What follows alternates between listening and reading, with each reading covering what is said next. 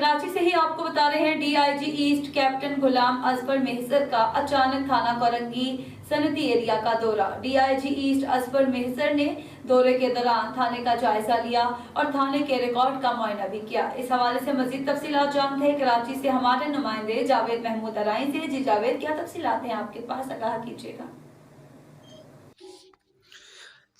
जी बिल्कुल, DIG east captain retired गुलाम अजफ्फर मैसर का अचानक थाना कोरंगी सनती एरिया का दौरा। डीआईजी ईस्ट अजफ्फर मैसर ने दौरे के दौरान थाने का जायजा लिया, थाने के रिकॉर्ड का मुकम्मल मुआयना किया। डीआईजी ईस्ट अजफ्फर मैसर ने असला कूद का मुआयना किया और रिकॉर्ड मुकम्मल होने पर हेड मोरर सईद तनोली को तारीफी इसनाद CC11 का ऐलान किया। थाना कोरंगी सनती एरिया को मॉडल थाना करार देते हुए तीनों अजला को इस तरह कूद बनाने के अहकाम जारी किए। डीआईजी ईस्ट अजफ्फर मैसर का कहना है कि कोरंगी सनती एरिया थाने के कूद में तमाम असला साफ सुथरा और बेहतरीन तरीके से रखा गया है।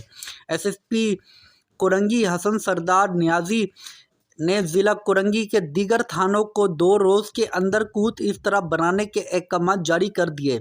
SSP कोरंगी हसन सरदार नियाजी ने 2 रोज़ के बाद किसी भी थाने के कूद का जायज़ा लेने के लिए अचानक दौरा करेंगे।